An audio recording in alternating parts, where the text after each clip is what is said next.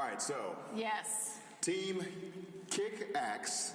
Okay. Okay. Versus, I have come up with a new nickname. I'm the Grim Reaper. Okay. All right? Take that one to the bank. All right, Grim Mainly Reaper. because I'm sad because I can't really do this. I'm Grim, and my last name's Coffin. And this is Kai Block. That's his real name. Yeah. Real name. He doesn't need a nickname. All right. So what's this? What is this? What's this? This is what you get when you win. When you win. Okay. Okay. So now, Corey, what are we doing? We're doing a tournament. This is a no-holds-barred tournament.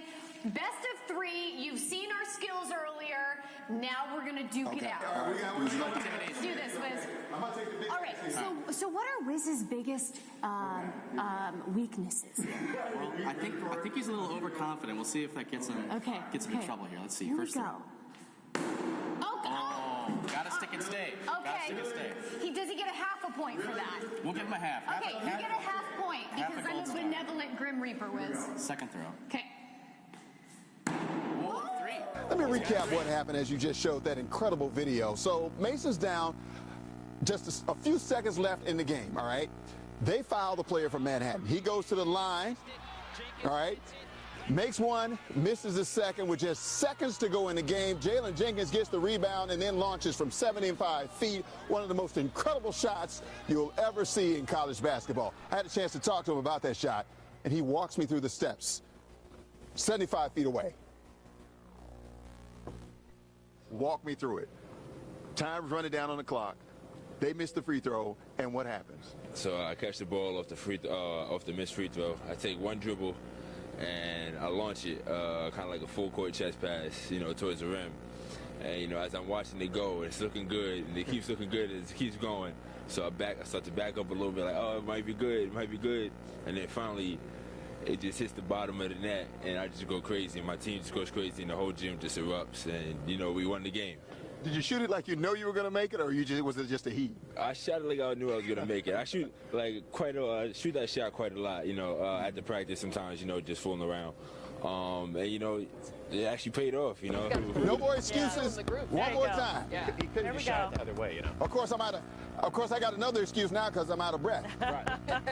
From All right, here we go. 75 feet away. Last Where's time, I know the mark? show. 3 seconds left on the clock. Where's the mark from? 75? 3, 2, 1. All right, we better quit while I'm ahead because that was worse than the first one. He's among the top prospects for the 2024 draft. He could be number 1 overall. I had a chance to catch up with the Heisman Trophy winner to learn about his journey and what got him ready for this moment in his career. So, Caleb, let's talk about your game. When did you realize that this was something that you could be really successful at? Yeah, I would say started playing ball at 4, and I loved it. It was my thing. I played all other sports, and made sure that I love football by making sure that I played all the other sports, making sure it was for me. After all the other sports, I always came back to football. Now, another part of your journey is once you left Gonzaga, you went to Oklahoma, and you jumped onto the screen at Oklahoma. Those first couple of games, and everybody's like, wow, this guy is amazing. And then you ended up transferring to USC, and it was even better than what you did at Oklahoma because you own almost every record at USC. You won the Heisman Trophy in 1 year. Talk a little bit, though, about that journey because a lot of people are like, the journey is hard and difficult, but you seem to make it look easy. You got even better during this journey. Yeah. How's that possible? A lot of it comes from the preparation, the hard work, and also the relationship of me and my coach, Coach Riley. We've built that relationship over the past 3 years, and this year it's like the best it's ever been.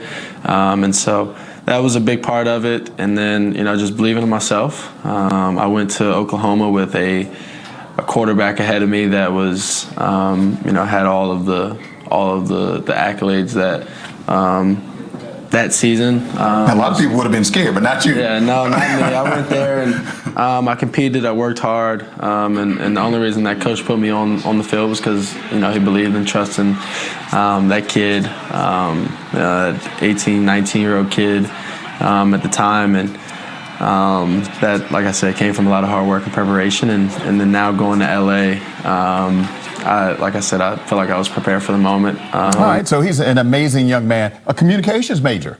Good for him. Yeah, communications major. And also, one other thing about him, even at this young age, he goes out into the neighborhood, which was another part of the interview, but goes out into the neighborhood around Southern Cal, which is not necessarily the most upscale neighborhood, goes and gets kids from that neighborhood, brings them onto campus because his mission was to expose them to college. A lot of those kids live in the neighborhood, have never been on a college campus before. So he does that on a regular basis, goes and gets these kids, sets it up so they can walk on USC's campus and tour the campus, give them a look at what college life is like, and hopefully inspire some of them. He does a lot of good work in the community as well. Good for him. In LA and in DC. Yeah, good for him. You do not want to be Coach Ron Rivera for this. Maybe you wouldn't mind. Well, I wouldn't mind. I mean, I this is a wouldn't wanna be- no-brainer to me, but I'm not a coach. I mean, you go all the way back to Brad Johnson, all the way up to now, and it's been pretty consistent with all the change at quarterback. Commanders quarterback Carson Wentz expected to be ready to go this weekend against the Houston Texans. But many fans say even if he has recovered from his injury, Wentz should be on the bench. You'll remember Carson Wentz got hurt in Week 6 in that win over the Chicago Bears. And since then, Taylor Heineke has led Washington to a 3-1 record while he's filled in as a backup quarterback. Now, even bringing them back into the playoff conversation, that's what Taylor's done. It's much better than the team's 2-4 record under Carson Wentz. But head coach Ron Rivera, well, he says he hasn't made any decisions about the starter ahead of Sunday's game. Well, we're going to see what happens this week. And be honest with you guys, when I do decide this, and this is done, you guys are going to be the last ones to know.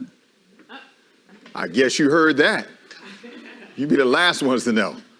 Meanwhile, fans of the team are not mincing words. Less than 24 hours after the big win in Philadelphia, Fox 5 couldn't find a single fan near FedEx Field who said Carson Wentz should be the starting quarterback. And I'll type it in after this story, okay? Steve, you can get it too. You can use hers too. Netflix is asking people who share accounts to start paying up.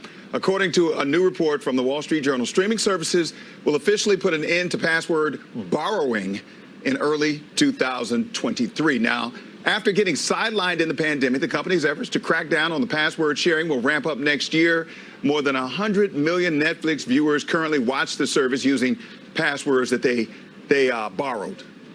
Somebody loaned it to them. Netflix CEO Ted Sarandon admits that he doesn't think consumers will love that move right out of the gate. You think? So.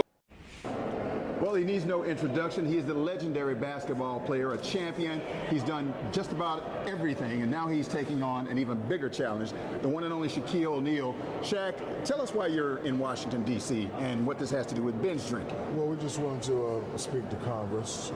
I'm now promoting with the HBCU, Historically Black Colleges, because a couple years ago there was no research on African American and binge drinking. For those who don't know what binge drinking is, it's a drink after you're feeling a little buzz, and then you take it to where you're all out drunk. The problem with binge drinking is kids today, they binge drink, they go hang out, they drive home, they make it home, so nothing happens. So what do? We do the same thing next weekend at the next football game. We're not telling people to stop, we're just telling people to be more responsible, because there are tragic stories. It only takes one mistake for a tragic story to be told. So I just wanted to have everyone help me promote the message. I'm gonna be going around to Morehouse, and good thing about what I'm doing is I let the students create their own campaign, and I'll direct it, because it's their language. People drink for different reasons, whether it's peer pressure, whether it's grades, or they just want to have fun. So I'll let them produce their own spots, and I just direct the spots. And we urge you to just be more responsible and just be more conscious. Tell us why you decided to get involved in this. What about this got your attention to say, I want to do this, I want to get in front of this campaign?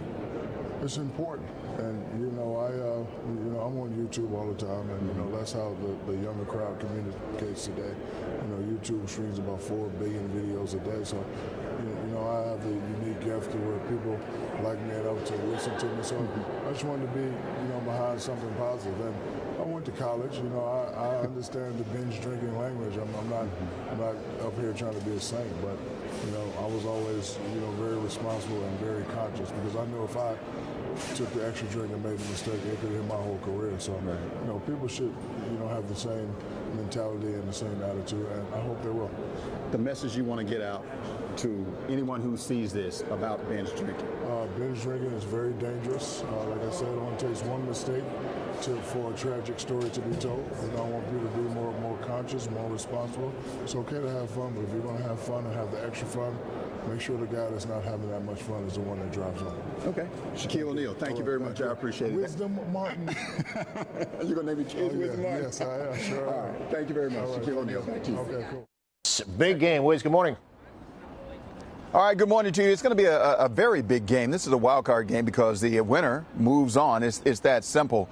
And a lot of people have been talking about, Max Scherzer, Steven Strasburg, Patrick Corbin. Will they all get a chance to play tonight? Because this is a winner-take-all game. And then the winner will advance to play the best team in baseball, the Dodgers. That would start on October 3rd. Now, as far as this year is concerned, now, you may recall that at the beginning of the season, the Nats got off to a very slow start, 19-31. People were pushing the panic button, trying to throw out the manager the whole 9 yards. But then in the last 112 games, they completely turned things around, 74-38. Turned it around. Now they're a wild card team. Everybody seems to be on board. Everybody's happy. They're expecting a big crowd to come out here tonight. You still have a chance to get tickets to this game. This will be the first time the Nats are actually the wild card team. And I want to show you something, too, right here on the field. Now, you'll notice that we talked to the groundskeeper, John Turnauer. You'll notice right here on the field, if we come back out here live, that it's just a regular field. There's no logo on here for the wild card, and that's because Major League Baseball does not do a logo for the wild card. Now, if they win and advance and have to play the Dodgers in the next round of the playoffs, then they will get the logo. John says they will put the logo over here. That's the logo that you normally see when they have the playoff game over here in this area. That comes from Major League Baseball. So gates open at 5:30. First pitch, 8:08, playing the Milwaukee Brewers. Nats are on fire right now. So we'll see. Hopefully things will turn out in our favor this year, since this will be the first time the Nats are the actual wild card team. Because in the past, they didn't fare well against wild card teams when they had the upper hand in the playoff battle. So we'll see how things turn out tonight. Hopefully there won't be any issues and the Nats will advance and they'll take on the Dodgers.